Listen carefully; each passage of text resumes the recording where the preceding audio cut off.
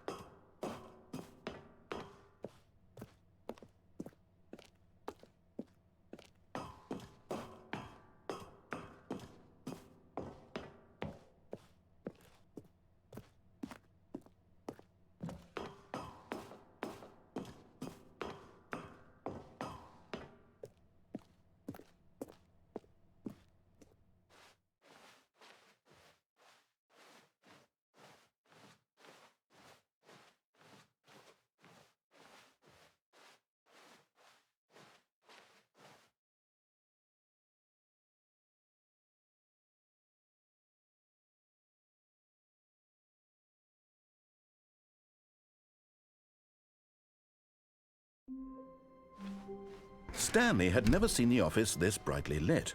Was it a sign of something? He hoped it was. He hoped very much that it was.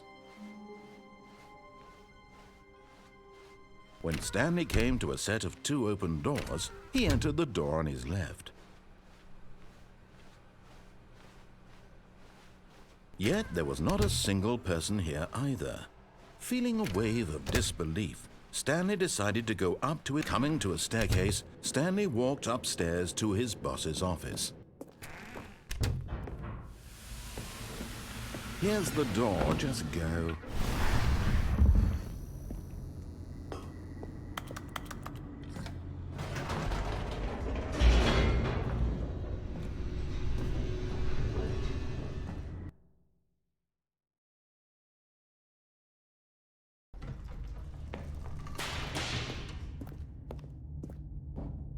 Stanley walked straight ahead through the large door that read Mind Control Facility.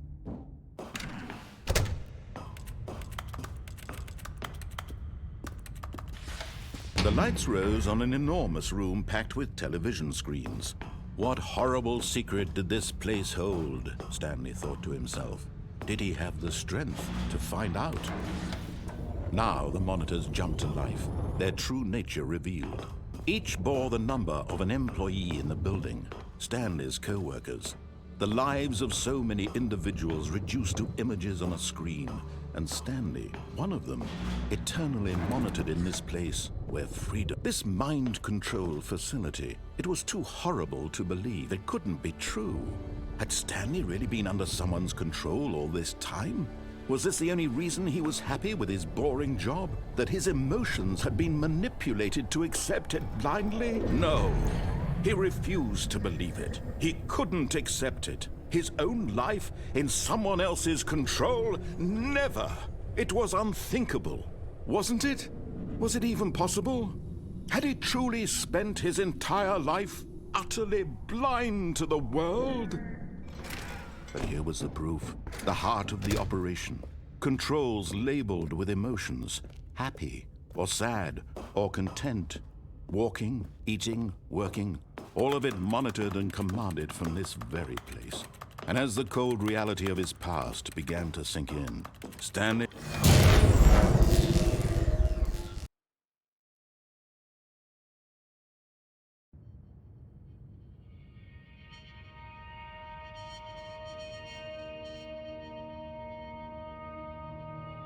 blackness, and a rising chill of uncertainty.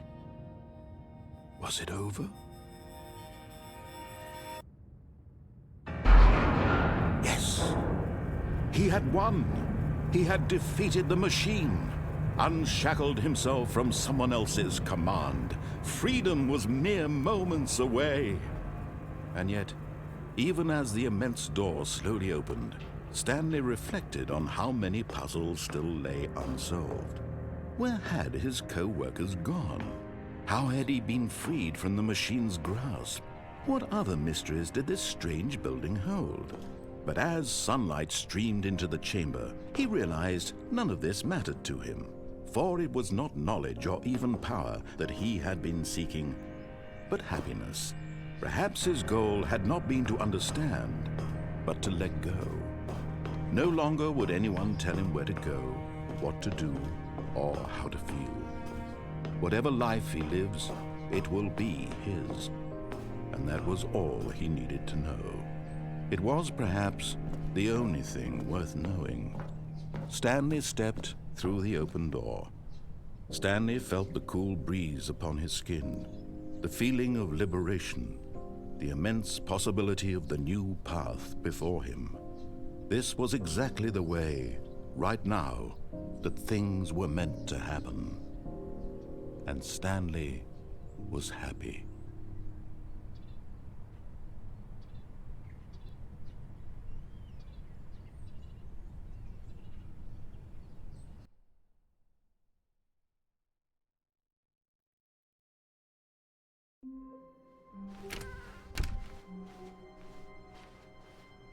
When Stanley came to a set of 2 open doors, he entered the door on his left. Yet there was not a single person here either. Feeling a wave of disbelief, Stanley decided to go up to it. Coming to a staircase, Stanley walked upstairs to his boss's office. Here's the door, just go.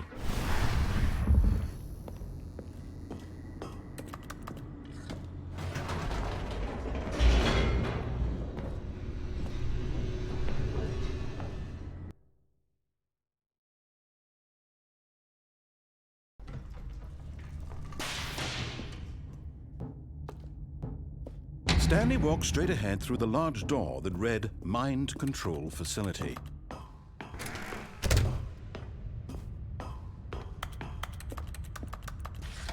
The lights rose on an enormous room packed with television screens.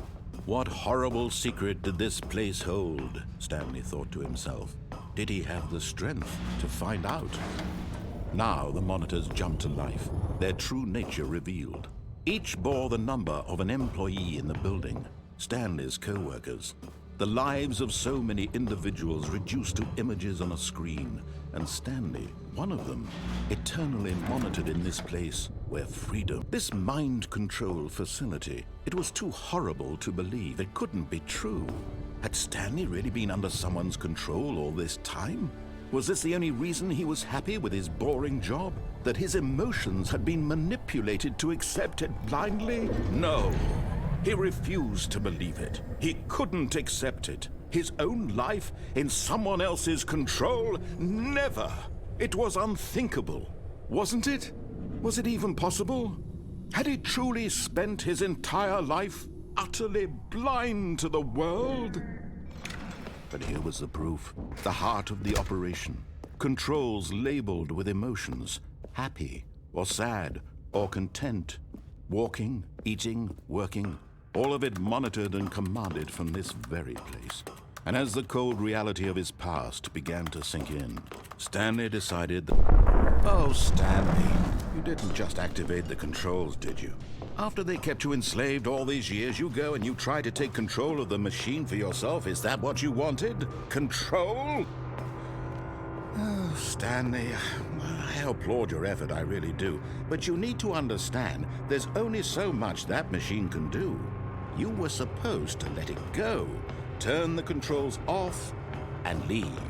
If you want to throw my story off track, you're going to have to do much better than that. I'm afraid you don't have nearly the power you think you do. For example, and I believe you'll find this pertinent, Stanley suddenly realized he had just initiated the network's emergency detonation system. In the event that this machine is activated without proper DNA identification, nuclear detonators are said to explode, eliminating the entire complex. How long until detonation then? Let's say, 2 minutes. Ah, now this is making things a little more fun, isn't it, Stanley? It's your time to shine. You are the star. It's your story now. Shape it to your heart's desires. Oh, this is much better than what I had in mind. What a shame we have so little time left to enjoy it. Mere moments until the bomb goes off. But what precious moments each one of them is. More time to talk about you, about me, where we're going, what all this means. I barely know where to start. What's that? You'd like to know where your co-workers are? A moment of solace before you're obliterated? All right, I'm in a good mood. You're gonna die anyway. I'll tell you exactly what happened to them. I erased them. I turned off the machine. I set you free. Of course, that was merely in this instance of the story. Sometimes when I tell it, I simply let you sit there in your office forever, pushing buttons endlessly and then dying alone. Other times, I let the office sink into the ground, swallowing everyone inside, or I let it burn to a crisp. I have to say this, though, this version of events has been rather amusing. Watching you try to make sense of everything and take back the control wrested away from you, it's quite rich. I almost hate to see it go. But I'm sure whatever I come up with on the next go-around will be even better. My goodness, only 34 seconds left. But I'm enjoying this so much. You know what? To hell with it. I'm going to put some extra time on the clock. Why not? These are precious additional seconds, Stanley. Time doesn't grow on trees. Oh dear me, what's the matter, Stanley? Is it that you have no idea where you're going or what you're supposed to be doing right now? Or did you just assume when you saw that timer that something in this room was capable of turning it off? I mean, look at you. Running from button to button, screen to screen, clicking on every little thing in this room. These numbered buttons, no, these colored ones. Or maybe this big red button, or this door. Everything, anything, something here will save me. Why would you think that, Stanley? That this video game can be beaten? Won? Solved? Do you have any idea what your purpose in this place is? Stanley, you're in for quite a disappointment. But here's a spoiler for you. That timer isn't a catalyst to keep the action moving along. It's just seconds ticking away to your death. You're only still playing instead of watching a cutscene because I want to watch you for every moment that you're powerless, to see you made humble. This is not a challenge, it's a tragedy. You wanted to control this world, that's fine. But I'm going to destroy it first, so you can't. Take a look at the clock, Stanley. That's 30 seconds you have left to struggle. 30 seconds until a big boom and then nothing. No ending here, just you being blown to pieces. Will you cling desperately to your frail life, or will you let it go peacefully? Another choice. Make it count, or don't. It's all the same to me, all a part of the joke. And believe me, I will be laughing at every second of your inevitable life from the moment we fade in until the moment I say, happily ever after.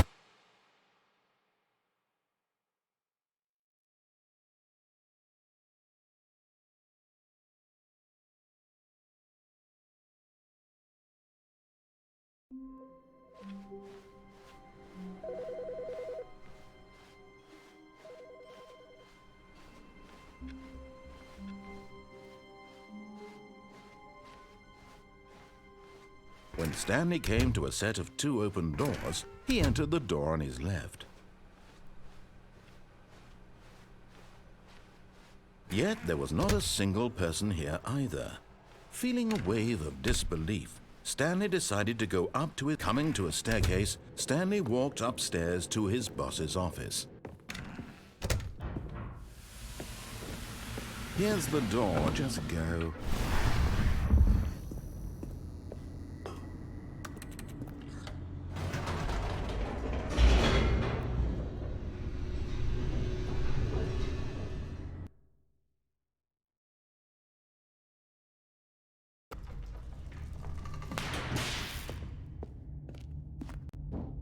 Stanley walked straight ahead through the large door that read Mind Control Facility. Although this passageway had the word escape written on it, the truth was that at the end of this hall, Stanley would meet his violent death.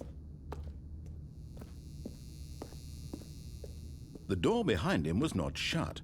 Stanley still had every opportunity to turn around and get back on track. At this point, Stanley was making a conscious, concerted effort to walk forward and willingly confront his death.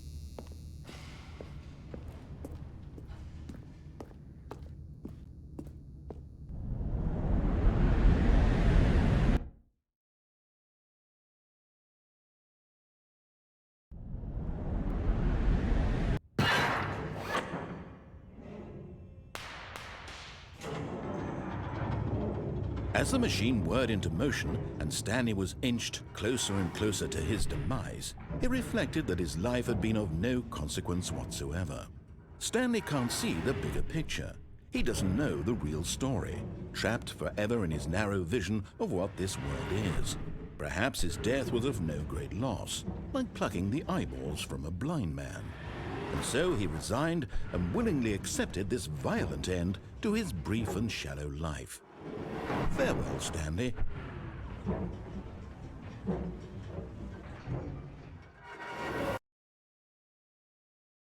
Farewell, Stanley, cried the narrator, as Stanley was led helplessly into the enormous metal jaws.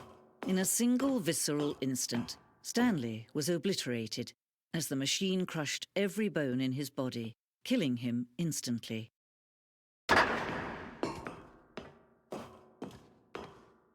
And yet it would be just a few minutes before Stanley would restart the game, back in his office, as alive as ever. What exactly did the narrator think he was going to accomplish?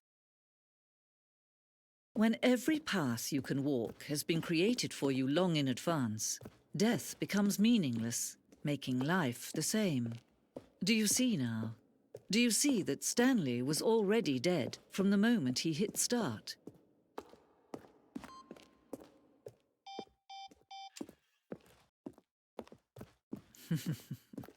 Oh, look at these two. How they wish to destroy one another. How they wish to control one another. How they both wish to be free. Can you see? Can you see how much they need one another? No, perhaps not. Sometimes these things cannot be seen. But listen to me. You can still save these two. You can stop the program before they both fail. Push escape and press quit. There's no other way to beat this game. As long as you move forward, you'll be walking someone else's path. Stop now and it'll be your only true choice. Whatever you do, choose it. Don't let time choose for you. Don't let...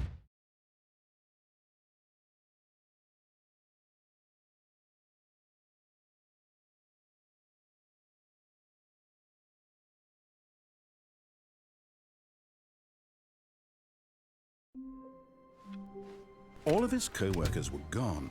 What could it mean? Stanley decided to go to the meeting room. Perhaps he had simply missed a memo. When Stanley came to a set of two open doors, he entered the door on his left.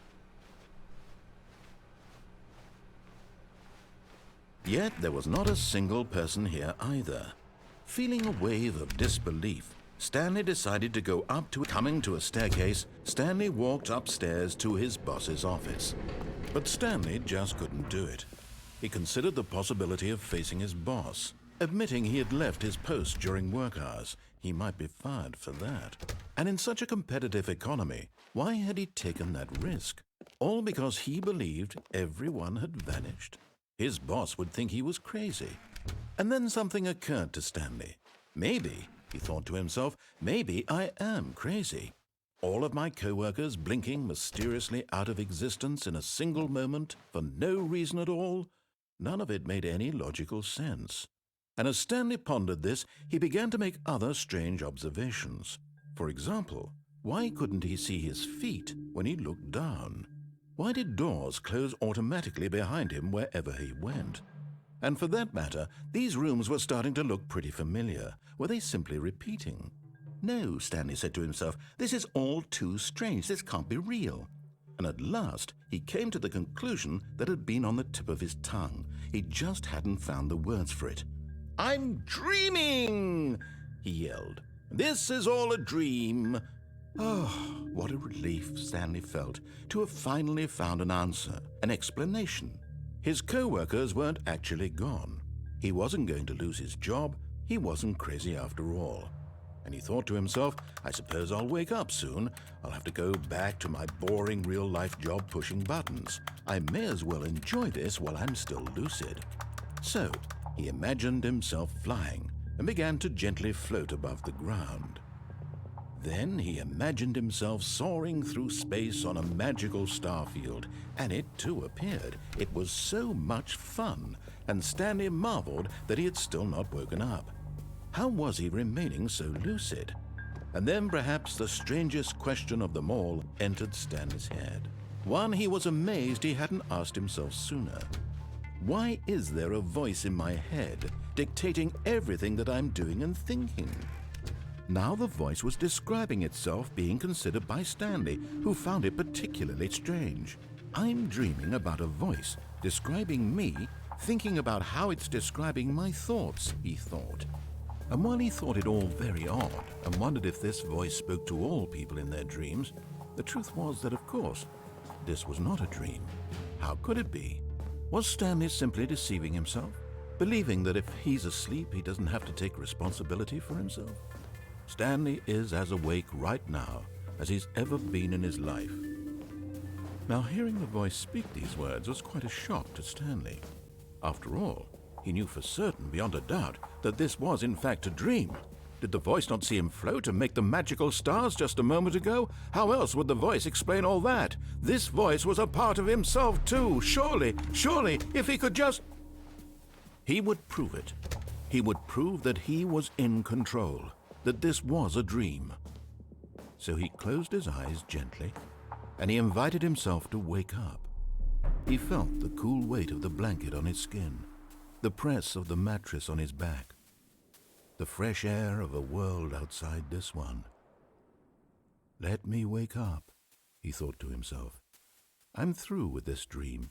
I wish it to be over. Let me go back to my job. Let me continue pushing the buttons. Please, it's all I want. I want my apartment and my wife and my job. All I want is my life exactly the way it's always been. My life is normal. I am normal. Everything will be fine. I am okay.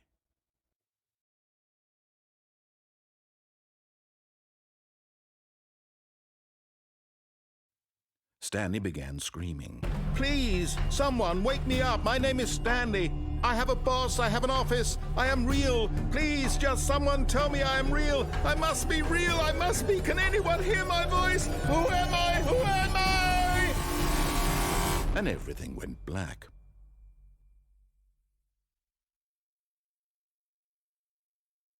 This is the story of a woman named Mariella. Mariella woke up on a day like any other. She arose, got dressed, gathered her belongings, and walked to her place of work. But on this particular day, her walk was interrupted by the body of a man who had stumbled through town talking and screaming to himself, and then collapsed dead on the sidewalk. And although she would soon turn to go call for an ambulance, for just a few brief moments she considered the strange man. He was obviously crazy. This much she knew. Everyone knows what crazy people look like. And in that moment, she thought to herself how lucky she was to be normal. I am sane. I am in control of my mind. I know what is real and what isn't. It was comforting to think this, and in a certain way, seeing this man made her feel better. But then she remembered the meeting she had scheduled for that day, the very important people whose impressions of her would affect her career, and by extension, the rest of her life. She had no time for this, so it was only a moment that she stood there, staring down at the body. And then she turned and ran.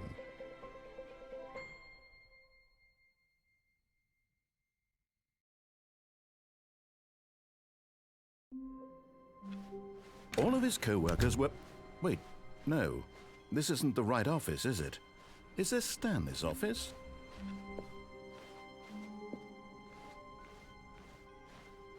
When Stanley came to a set of 2 open doors, this was not the correct way to the meeting room, and Stanley knew it perfectly well.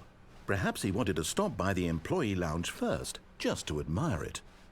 Ah, yes, truly a room worth admiring. But eager to get back to business, Stanley took the first open door on his left. And so he detoured through the maintenance section, walked straight ahead to the opposite door, and got back on track.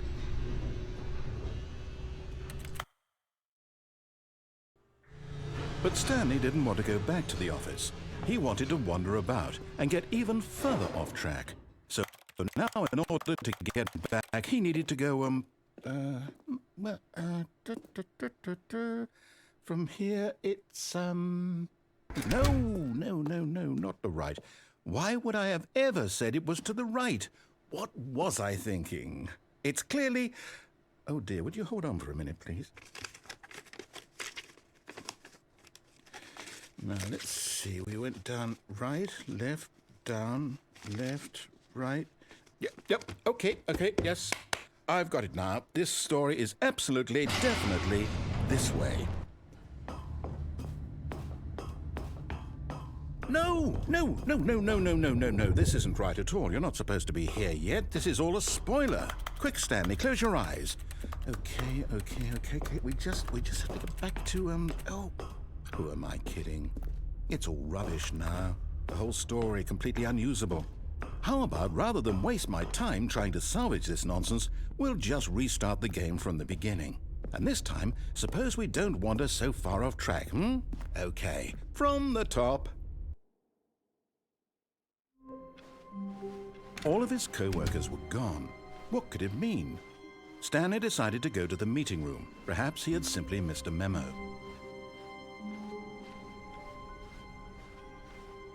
When Stanley... Wait, what? No, I restarted. I swear, I definitely restarted the game over, completely fresh. Everything should be... Oh, did something change?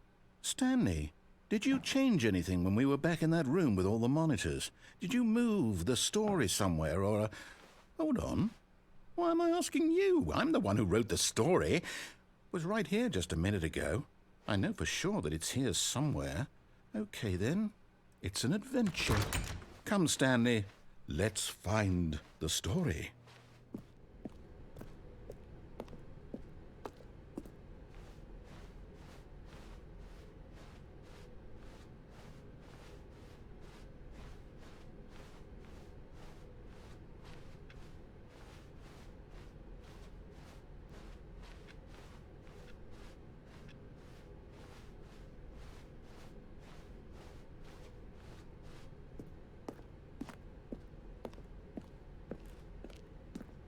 I'll say it. This is the worst adventure I've ever been on. I can promise you there definitely was a story here before. Do we need to restart the game again? Well, I find it unlikely that we'll ever progress by starting over and over again, but it's got to be better than this. Okay, let's give it a shot. Why not?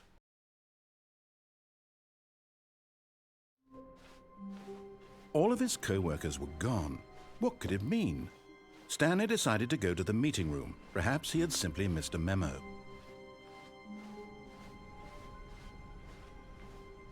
Okay, yep, it's worse. I might be remembering this wrong. It's possible the story is back where we just came from. Why don't we go back the other direction and see if we missed anything?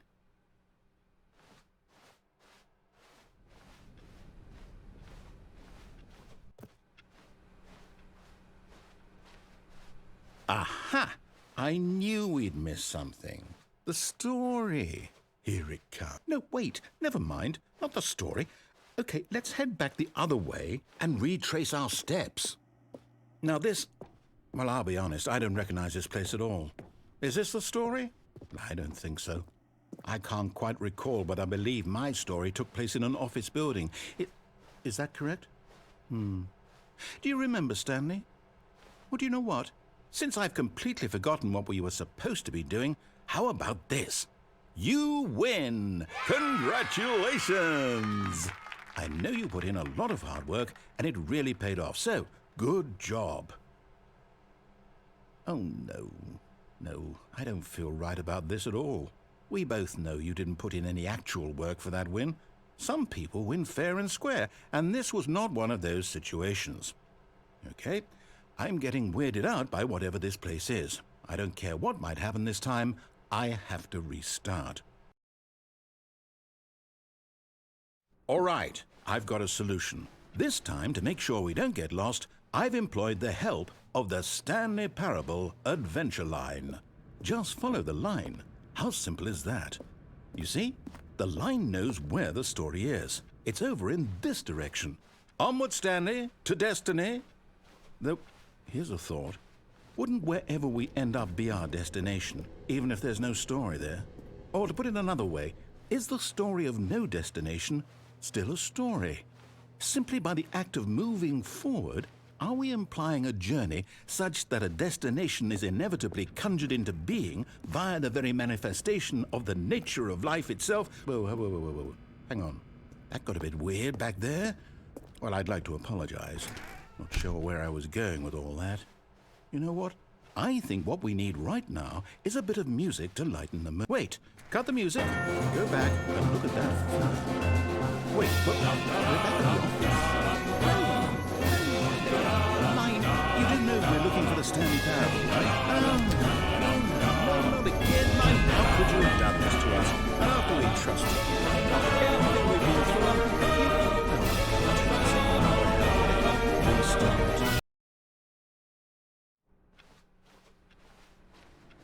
You know what, Stanley?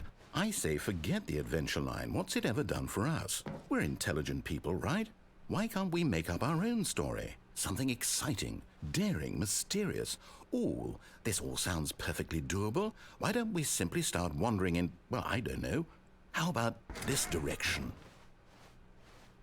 Now, yes, this is exciting. Just me and Stanley forging a new path, a new story. Well, it could be anything. What do you want our story to be? Go wild. Use your imagination. Whatever it might be, Stanley, I'm ready for it. Oh, no, not you again. Stanley, I'd also like to veto the line from having any role in our awesome new story. No lines or monitor rooms. Just don't acknowledge it, and we should be fine. Ah, a choice. We get to make a decision. From here, the story is in our control. How important we mustn't squander the opportunity. In fact, I believe I need a minute to think here. Just walk in circles for a minute. Okay, so I know that each door has to lead somewhere, which means that somewhere, the place where we're trying to go, there must be a reverse door that leads here. And that in turn means that our destination corresponds with the counter-inverted reverse door's origin. So starting from the right, let us ask, will taking the right door lead us to where we're going? And since the answer is clearly yes, then by all accounts, the door on the right is the correct one. Another victory for logic. Come, Stanley, our destiny awaits. Oh, hold up, what's this? The confusion ending. You're telling me that's what this is? It's all one giant ending? And we're supposed to restart the game, what, eight times? That's really how all this goes? It's all determined? So now, according to the schedule, I restart again. Then what? Am I just supposed to forget? Well, what if I don't want to forget? My mind goes blank simply because it's written here on this thing, wall. Well, who consulted me? Why don't I get to decide? Why don't I get a say in all of this? Is it really? No, it can't be. I don't want it to be. I don't want the game to keep restarting. I don't want to forget what's going on. I don't want to be trapped like this. I won't restart the game. I won't do it. I won't do it. I won't do it. And the timer stopped? Does that mean, did we do it? Did we break the cycle? The, whatever it is that made this schedule? How would we even know? Will someone come for us? Will something happen? So, okay. I guess now we just wait. You know, I suppose in some way that this is a kind of story, wouldn't you agree? I'm not quite sure if we're in the destination or the journey, though they're always saying that life is about the journey and not the destination, so I hope that's where we are right now. We'll find out, won't we? Eventually. Well, in the meantime, if you...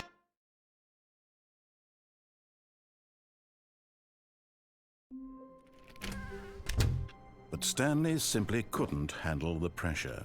What if he had to make a decision? What if a crucial outcome fell under his responsibility? He had never been trained for that. No. This couldn't go anywhere except badly. The thing to do now, Stanley thought to himself, is to wait. Nothing will hurt me. Nothing will break me. In here I can be happy forever. I will be happy. Stanley waited. Hours passed, then days. Had years gone by? He no longer had the ability to tell. But the one thing he knew for sure, beyond any doubt, was that if he waited long enough, the answers would come. Eventually, someday, they would arrive. Soon, very soon now, this will end. He will be spoken to. He will be told what to do. Now it's just a little bit closer. Now it's even closer. Here it comes.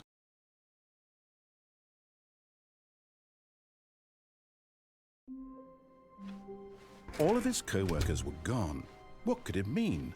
Stanley decided to go to the meeting room. Perhaps he had simply missed a memo.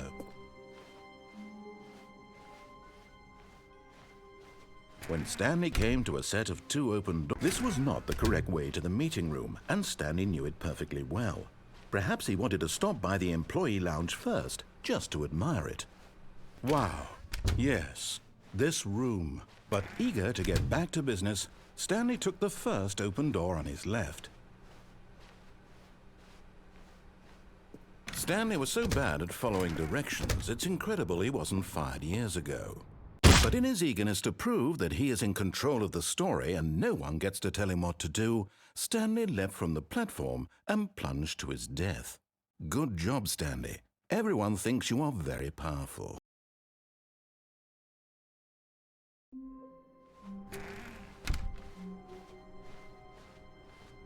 When Stanley came to a set of 2 open doors, this was not the correct way to the meeting room, and Stanley knew it perfectly well. Perhaps he wanted to stop by the employee lounge first, just to admire it. The lounge was sublime, a work of art. But eager to get back to business, Stanley took the first open door on his left. Stanley was so bad at following directions, it's incredible he wasn't fired years ago. Look, Stanley, I think perhaps we've gotten off on the wrong foot here. I'm not your enemy, really, I'm not. I realize that investing your trust in someone else can be difficult, but the fact— What? Really? I was in the middle of something. Do you have zero consideration for others? Are you that convinced that I want something bad to happen to you? Why, I don't know how to convince you of this, but I really do want to help you, to show you something beautiful. Look, let me prove it. Let me prove that I'm on your side. Give me a chance. Now listen carefully, this is important. Stanley walked through the red door. Oh, thank God you are willing to listen to me. Do you see that I really have wanted you to be happy all this time? The problem is all these choices. The 2 of us always trying to get somewhere that isn't here. Running and running and running, just the way you're doing right now. Don't you see that it's killing us, Stanley? I want it to stop. We would both be so much happier if we just stopped. And I think I have a solution. Here, Let me show you.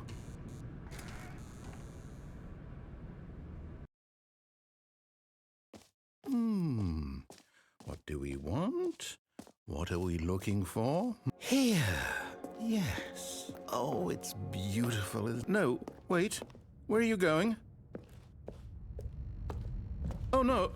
Stay away from those stairs. If you hurt yourself, if you die, the game will reset. We'll lose all of this. Please, Stanley, think about what you're doing. No! Oh, thank God. Stanley, let's go back to the other room. Can you do that for me?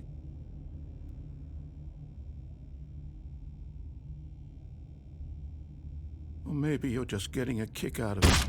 Is it over? It's going to restart, isn't it? I'm going back.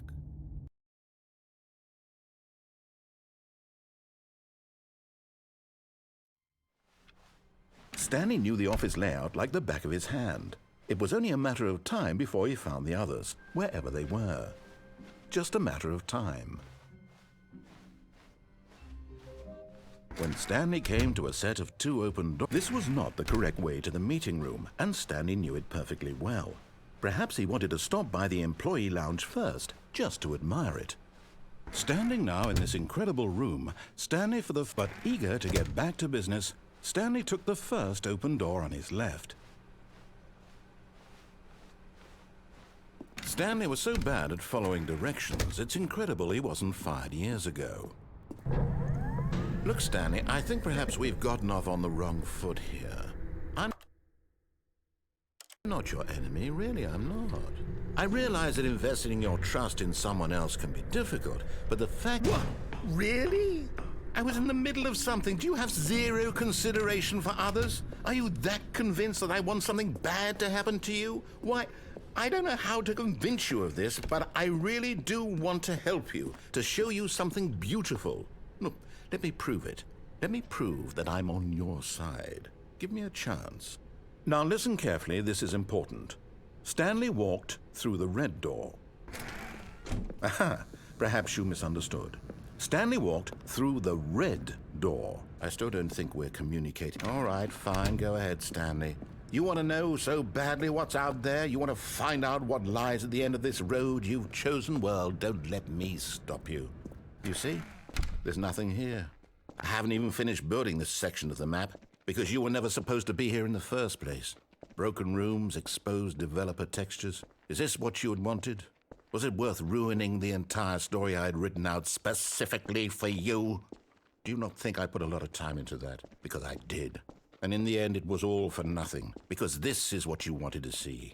Help me here, Stanley. Help elucidate these strange and unknowable desires of yours. What would have made this game better? What did you want to see? Vehicles? Skill trees? Work with me. You've given me absolutely nothing so far. Tell you what. Let me take a stab in the dark at a new design, and you can give me some feedback. There we go. A third option. This already feels leaps ahead of where we— Okay, I'm going to stop you there. Now, tell me about your experience with this new version. Would you say that the game benefited from allowing you more choices? Feel free to be honest. I'm looking for some real critical feedback here. Oh, well, now this is useful. You didn't like it, but you didn't totally hate it either. You enjoyed it, perhaps is the correct term. It didn't cause you excruciating pain. Big steps we've made here today, Stanley.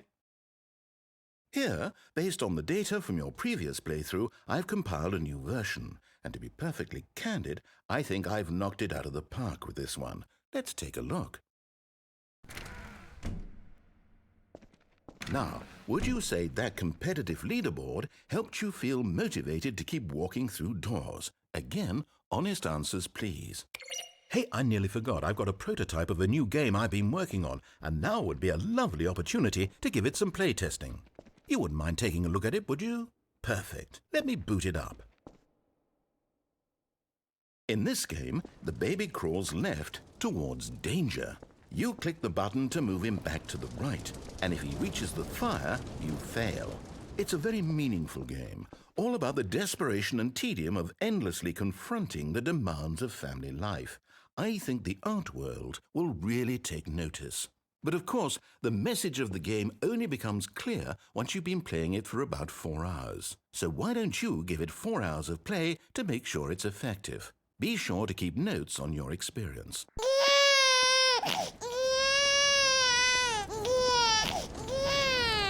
You heartless bastard. Did you do it because you hate babies or purely to spite me? Because if it's the latter, well, I don't know what to do. I'm completely out of ideas. I can't think of a single thing that might improve the experience for me. I'm not even going to try. I'm out, I'm done. It's over. Thank you for playing. Your input was extremely valuable. Oh, hey, since my game was so awful, why don't we play someone else's game, just to ease the pain? Let's see. What do we have here? Yes, this seems like it'll work. Let's give it a shot.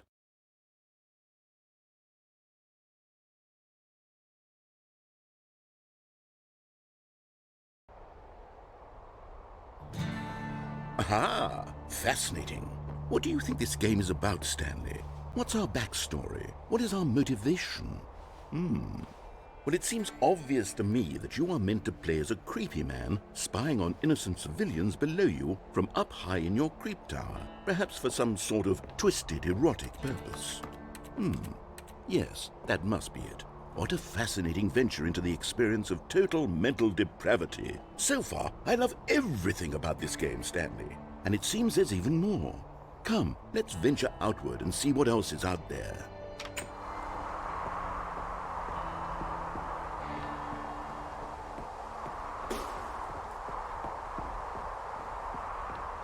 Oh, no. No, it can't be.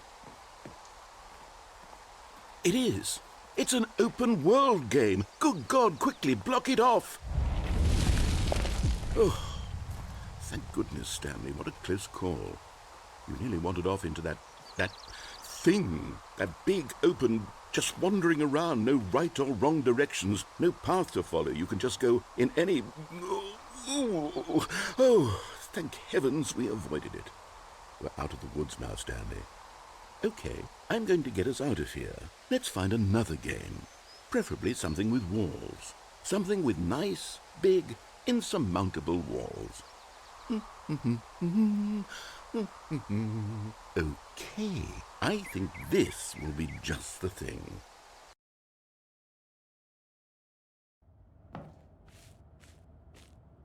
Wonderful. See, this is exactly what I had in mind. Just a nice big box for you to run around in. There isn't any possibility that you could get lost here. Now this is game design. Stanley, if you manage to get lost in this game, I will be phenomenally impressed. Okay, so what exactly do we do here? Let's see. There are lots of cars here in the back, but obviously there's no racetrack. Okay, I'm seeing that there's a ball of some kind back here. Is this game sports ball? Stanley, I think it's sports ball. Oh, what fun. We shall run the bases and do a touchdown together. Yes. Hold on. What are you doing?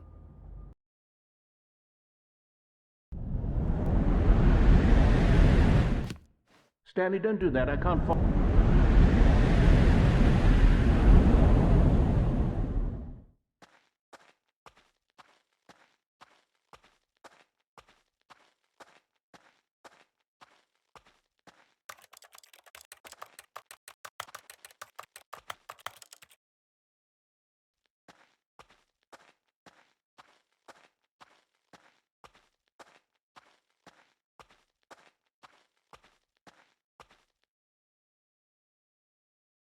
I wonder what he found. If what he wanted was to be the leading man in his own story, well, perhaps he's gotten it, down in wherever he is right now. I wonder if he's happy with his choice, and if he's learned the heavy cost that comes with it. He'll understand soon what I was trying to tell him. He needs me. Someone who will wrap everything up at the end, to make sense out of the chaos and the fear and the confusion. That's who I am. That is what I mean to this world. Oh, yes. Yes, I'll be back. There's no other way. Once this ends, after it all comes to a close, then I'll be back. The end will be here soon. Very soon. I can wait.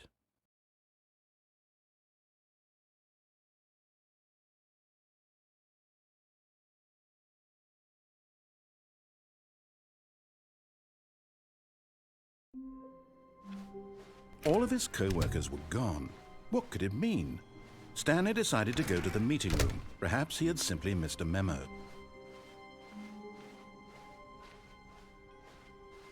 When Stanley came to a set of 2 open doors, this was not the correct way to the meeting room, and Stanley knew it perfectly well. Perhaps he wanted to stop by the employee lounge first, just to admire it. Stanley felt lightheaded, butterflies in his stomach, but eager to get back to business, Stanley took the first open door on his left. Stanley was so bad at following directions, it's incredible he wasn't fired years ago. Look, Stanley, I think perhaps we've gotten off on the wrong foot here. I'm not your enemy, really, I'm not. I realize that investing your trust in someone else can be difficult, but the fact is that the story has been about nothing but you all this time. There's someone you've been neglecting, Stanley. Someone you've forgotten about. Please, stop trying to make every decision by yourself. Now, I'm not... This is it, Stanley. Your chance to redeem yourself. To put your work aside. To let her back into your life. She's been waiting. That's her, Stanley.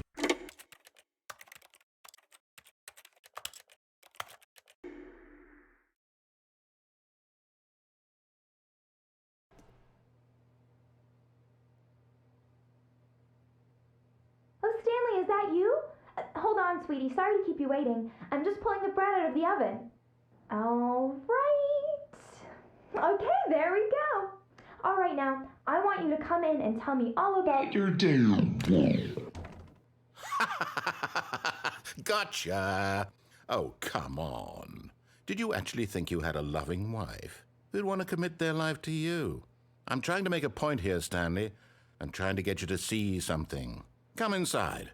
Let me show you what's really going on here. This is a very sad story about the death of a man named Stanley. Stanley is quite a boring fellow.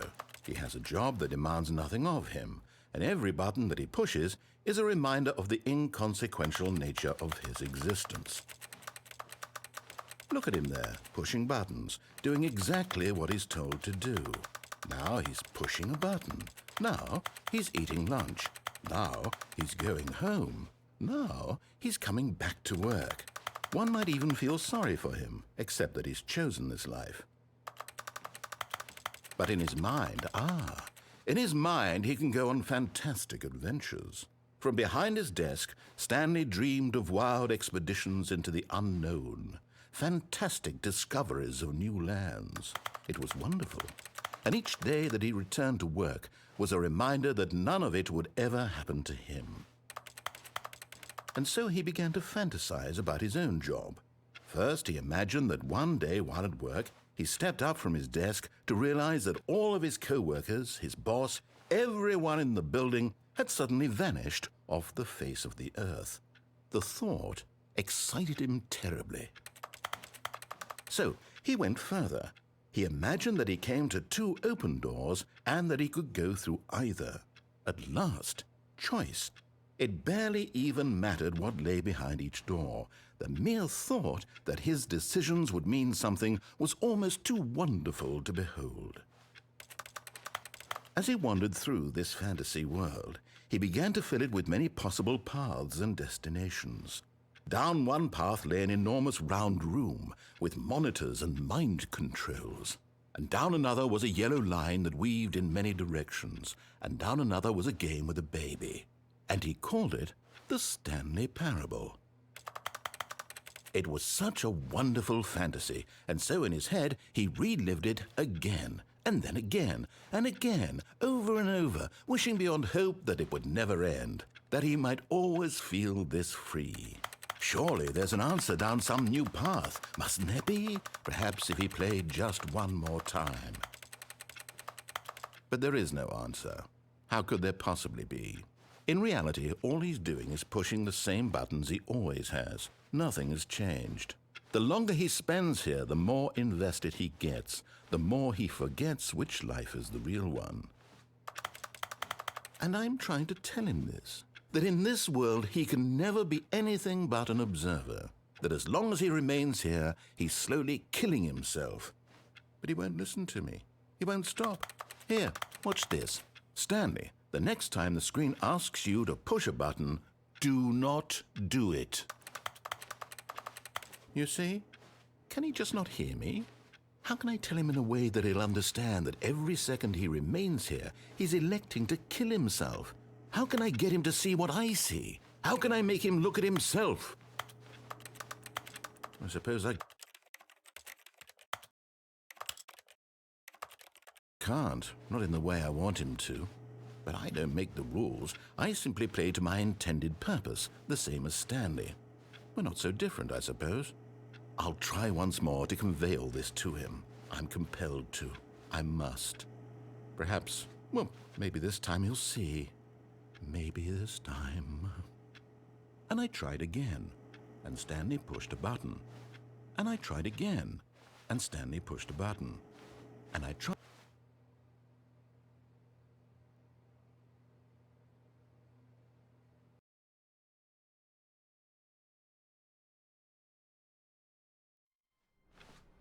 All of his co-workers were gone. What could it mean? Stanley decided to go to the meeting room. Perhaps he had simply missed a memo. When Stanley came to a set of 2 open doors, this was not the correct way to the meeting room, and Stanley knew it perfectly well. Perhaps he wanted to stop by the employee lounge first, just to admire it. The lounge was grand, majestic, perhaps, but eager to get back to business, Stanley took the first open door on his left. Stanley was so bad at following directions, it's incredible he wasn't fired years ago. Look, Stanley, I think perhaps we've gotten off on the wrong foot here. I'm not your enemy, really, I'm not. I realize that investing your trust in someone else can be difficult, but the fact is that the story has been about nothing but you all this time. There's someone you've been neglecting, Stanley. Someone you've forgotten about. Please, stop trying to make every decision by yourself. Now, I'm not... This is it, Stanley. Your chance to redeem yourself. To put your work aside. To let her back into your life. She's been waiting. That's her, Stanley. Oh, no, you can't... Did you just unplug the phone? Now, that wasn't supposed to be a choice. How did you do that? You actually chose incorrectly? I didn't even know that was possible. Let me double check. No, it's definitely here, clear as day. Stanley picks up the phone.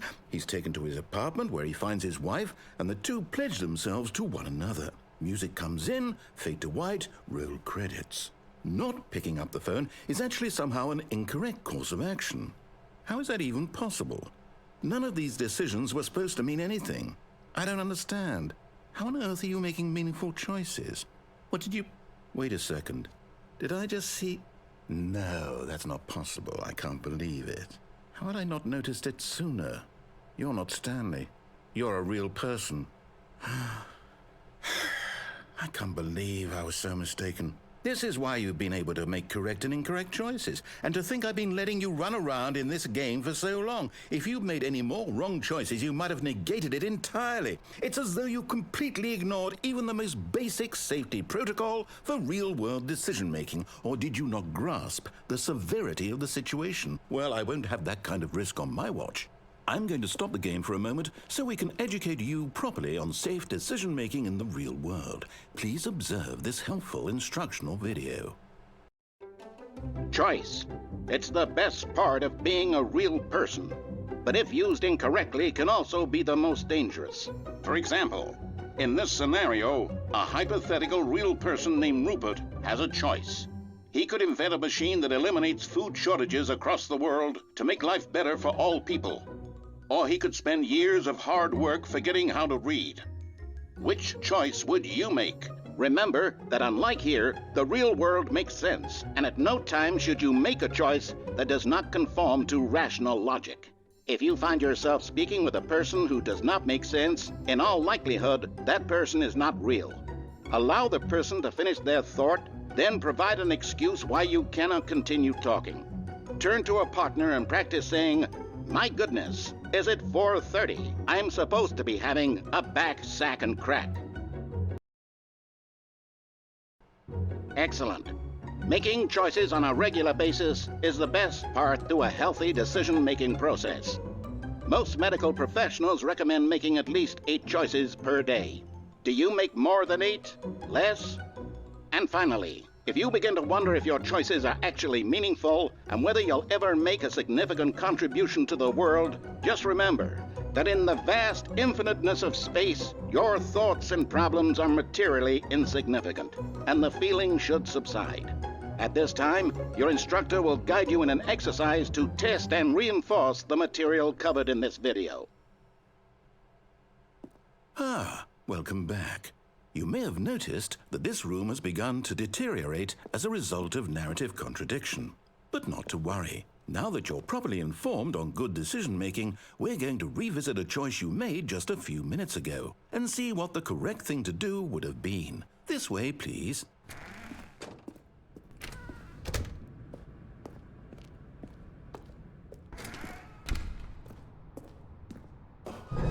Now that we know your choices are meaningful, we can't have you jumping off the platform and dying. Imagine the main character dying senselessly halfway through the story. That story would make no sense at all. We just need to get you home as soon as possible before the narrative contradiction gets any worse. Unfortunately, it seems this place is not well equipped to deal with reality.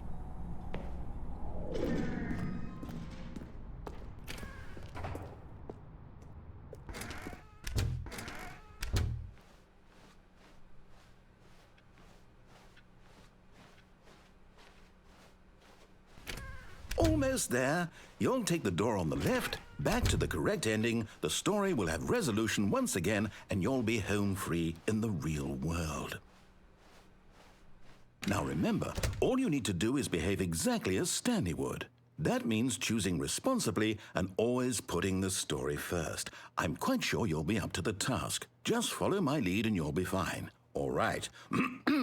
When Stanley came to a set of 2 open doors, he entered the door on his left. No! Why did you do that? Quickly, hurry back in the other direction. Perhaps we're not too late.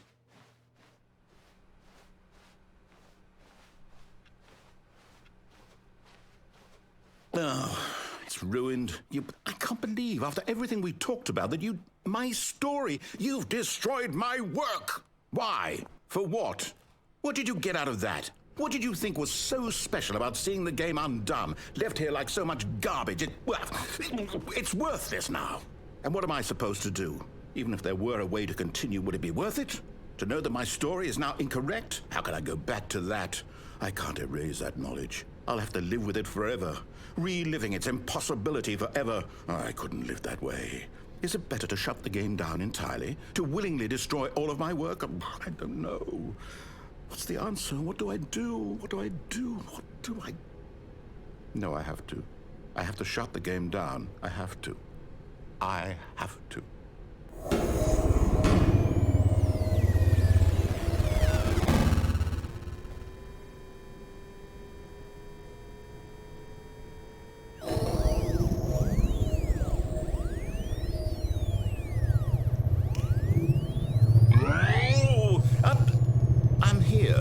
I'm still here in this pile of rubbish, with you who thought you were so clever. Now look where we are. My entire game is destroyed. It was the only thing in the world that was mine, and you've run it into the ground. What, did you think that would be funny? You just had to see? Didn't I impress upon you how important it was to be like Stanley? He actually knows how to do what I tell him to. He understands that if I say to do something, there's a damn good reason for it. That thought hadn't even occurred to you, had it? That there's a world outside of you? You're a child. Oh, my story. If you'd just gone through the door on the left, you would have seen it. There was a whole underground facility. You would have destroyed it and been victorious. It would have been so perfect. I worked so hard on it. I tried so hard to make... behave exactly as Stanley would. That means choosing responsibly and always putting the story first. I'm quite sure you'll be up to the task. Just follow my lead and you'll be fine. All right. When Stanley came to a set of 2 open doors, he entered the door on his left.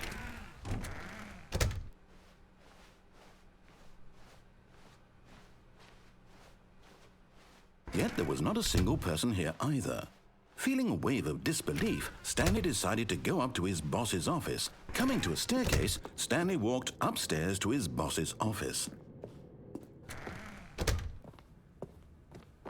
Stepping inside his manager's office, Stanley was once again stunned to discover not an indication of any human life. Shocked, unraveled, Stanley wondered in disbelief who orchestrated this, until he saw the door with a voice receiver next to it. Surely behind this door lay all the answers to his questions. And beyond all probability, he knew the passcode. He had seen it on his boss's computer just last week. Night Shark 115. Was this the code to open the door? Would it still work? There was only one way to find out. Stanley had been trained never to speak up, but now he would draw from within himself the courage to face the unknown. He drew a sharp breath and then spoke the code.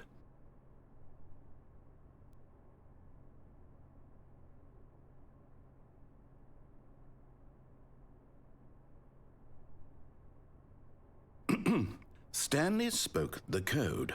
Night Shark 115. He spoke it into the receiver, right there on the wall.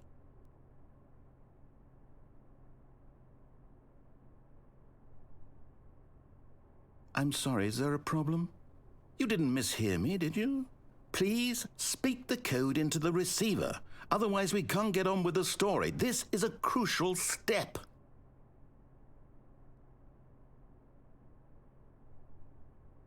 Okay, fine, you're not going to do it, but you know what? It's pretty humiliating to bring you this far, only for you to suddenly decide you have better things to do. I asked you for this one single thing, for your respect. The kind of respect Stanley shows for his choices. He knows what it means to take a story seriously. If you didn't want to see what I had to show you, then why did you come here? You had a choice, you know. You could have gone through the door on the right. You could have done whatever the hell you wanted over there. Why did you come this way? Speak. Say something to me. Explain yourself, you coward. You... When Stanley came to a set of 2 open doors, he entered the door on his left. Stanley? Hello? Are you... Is everything okay? Stanley, please. I need you to make a choice. I need you to walk through the door. Are you listening to me? Can you hear me? Is everything all right? Stanley, this is important. The story needs you. It needs you to make a decision. It cannot exist without you. Do you understand me?